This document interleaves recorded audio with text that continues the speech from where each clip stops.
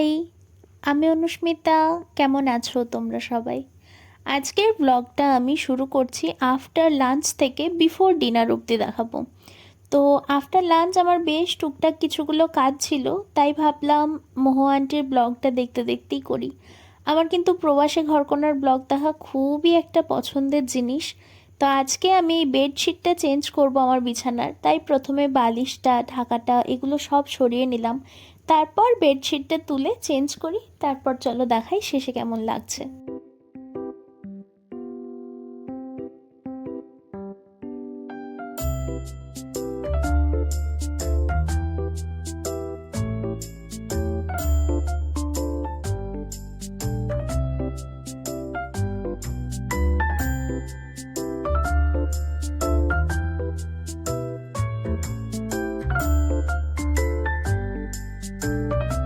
Bedsheet change করার ডান, তাই আবার ঢাকা বালিশ সমস্ত কিছু রেখে দিলাম। আর এরকম লাগছে আমার বেডটা ফাইনালি। সমস্ত ক্লাস অনলাইন হওয়ার দরুন আমার স্ক্রিন টাইম একটু বেশি, তাই লাস্ট টাইম লেন্স কার্টে যখন চোখটা দেখাতে গেছিলাম ওরা বলেছিল যে আমার চোখটা আস্তে আস্তে ড্রাই হয়ে যাচ্ছে। এই ড্রাইনেস থেকে বাঁচতেই ওরা আমাকে প্রেসক্রাইব করেছিল লেন্স কার্টেরই এই অ্যাকোয়া ড্রপ সলিউশনটা। এটা দিনে 3 থেকে 4 বার লাগাতে বলেছিল, অতবার হয়তো লাগানো হয় না। আর তার সাথে বলেছিল প্রায় সবসময় চশমা পরে থাকতে। তো চশমা তো আমি সবসময় পরি, ড্রপটাও লাগানোর চেষ্টা করি। আজকে আমার ট্যাবটা স্ক্রিনটা একটু পরিষ্কার করব। এমনিতে ট্যাবটার যখন লাইটটা জ্বলে তখন বোঝা যায় না, কিন্তু বন্ধ করলে বোঝা যায় ভীষণ নোংরা হয়েছে। এই যে এই ক্লিনারটা দিয়ে আমি পরিষ্কার করব। প্রথমে ওটাকে স্প্রে করে নিলাম, তারপর চশমা মোছার যেই মাইক্রোফাইবার ক্লথটা হয় সেটা দিয়েই স্ক্রিনটা পরিষ্কার করে নিলাম। তারপর কি মনে হলো যে টেবিলটাও একটু পরিষ্কার করি, তাই টেবিলটাতেও একবার ওই মাইক্রোফাইবারটা যেই বুলিয়ে নিয়েছি, ও মা, টেবিলটাই কি নোংরা ছিল, আমার পুরো ক্লোথটাই নোংরা হয়ে গেল। তারপর মনে হলো যে নোংরা যখন হয়েই গেছে তখন এই জল রাখার বাটিটাও পরিষ্কার করেই নিই, কিন্তু এটা পরিষ্কার করে অসম্ভব নোংরা হয়ে। যাই হোক, এরপর আমি নিজেও ফ্রেশ হয়ে চলে এসেছি, আর এখন একটু ঠাকুরকে ধূপ দিয়ে নেব, ঠাকুরের পুজো করে নিই, তারপর বলছি আবার।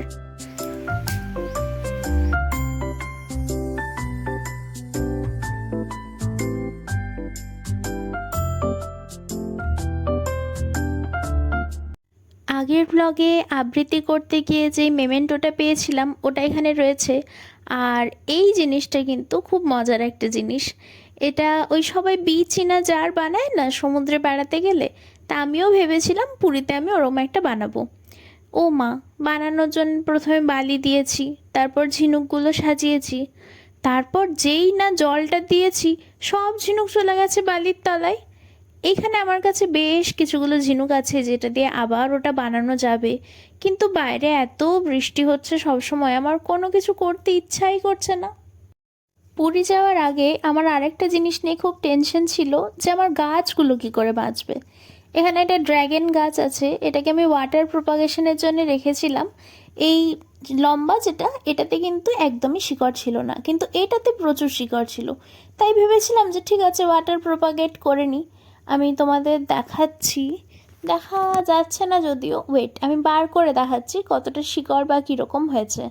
দেখো এইটাতে বুঝতে পারবে যে এই যে শিকড়গুলো হয়েছে এগুলো কিন্তু জলেই সমস্ত প্রপাগেশনে এসছে, কিন্তু এই কাপটার জলটা শুকিয়ে গেছে, আমি লক্ষ্য করিনি। আমি এটা জলটা দিয়ে নিই, তারপর বাকিটা আবার বলছি। এই যে 1/2 ইঞ্চি মতো জল আমি নিয়েছি, মানে খুব বেশি হলে 1/2 ইঞ্চি আর কি। এইটুকু জলে এনাফ, যেহেতু ড্রাগন একটা ক্যাকটাস জাতীয় গাছ, খুব বেশি জল লাগে না। কিন্তু তার মানে কিন্তু এই নয় যে ডাইরেক্ট জলে গ্রো করা যায় না।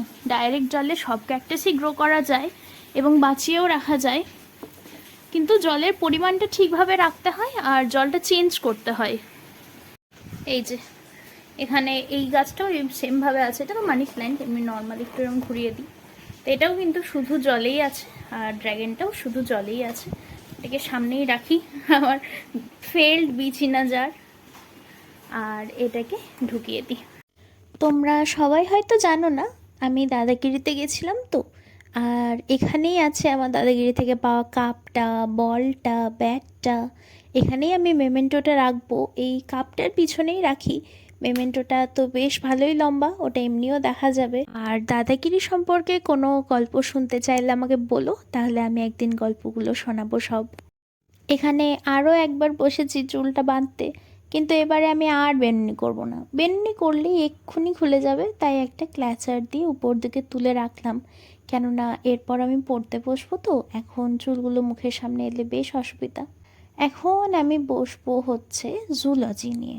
প্রথমেই জুলজির একটা ক্লাস করব, তারপর দেখা যাক কী করা যায়, কিন্তু আপাতত জুলজি ক্লাসটা করে নিই।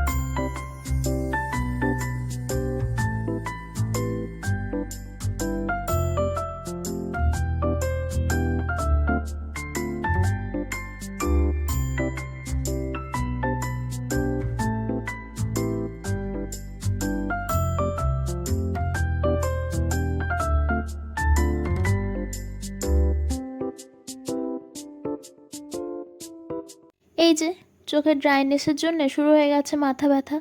এই মাথা ব্যথা জিনিসটাকে আমি একেবারেই সহ্য করতে পারি না, তাই অগত্যা খেতে হলো একটা পেন কিলার। এরপর আমার ক্লাসটা কমপ্লিট হয়ে গেছিলো আর আমার পেয়ে গেছিলো খিদে, তাই একটু চা খেতে আর মায়ের সাথে একটু গল্প সল্প করতে এরপর আমি গেছিলাম নিচে। 10 minutes later. নিচ থেকে ফিরে চলে এসেছি, আর এখানে এখন বসবো কেমিস্ট্রি নিয়ে। কেমিস্ট্রির জন্যে আমি সুধাংশু স্যারের কাছে ক্লাস করি। কেমিস্ট্রির মতো একটা কঠিন সাবজেক্টকেও এত মজা করে পড়ান স্যার, তাই আমার খুবই ভালো লাগে ওনার কাছে ক্লাস করতে। আজকে ক্লাস করার শুরুতে আমি দেখলাম খাতার মার্জিন শেষ।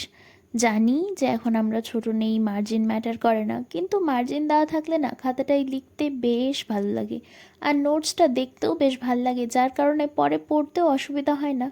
তাই আমি মনে করি একটু মার্জিন দিলে যদি এতগুলো উপকার পাওয়া যায়, তাহলে কেন মার্জিনটা দেবো না। যাই হোক, মার্জিন টার্জিন দিয়ে আমি আবার ক্লাসটা করতে শুরু করে দিয়েছি, আর ক্লাস প্রায় অনেকটা হয়ে গেছে। अब आइए आंखें बंद कीजिए और एक बार एनसीईआरटी खोल लीजिए। अगर आपके पास एनसीईआरटी नहीं है तो भी टेंशन मत लीजिए। इस क्लास की सत्संग को सुनने के बाद, बाबा सुधांशु जी महाराज के द्वारा केमिस्ट्री का प्रवचन सुनने के बाद आप घर पे आ जाके एक काम करिएगा। এই যে এইরকম মজাগুলো করে বলেই এত একটা কঠিন সাবজেক্ট পড়তেও কোনো কষ্ট হয় না। তো এখানে আবার এনসিইআরটি আর হাইলাইটার নিয়ে বসে গেছি, স্যার যে পয়েন্টসগুলো হাইলাইট করিয়েছেন ওগুলো নিজের এনসিইআরটিটায় মার্ক করে নিতে, যাতে পরে রিভিশনের সময় আমার কোনো অসুবিধা না হয়। Kaleja chashni aur bheja full fry. I don't know how, I don't know why. আমার ক্লাস শেষ হয়ে গেছে, তাই ব্লগটাকেও আজকে এখানেই শেষ করলাম। Bye bye.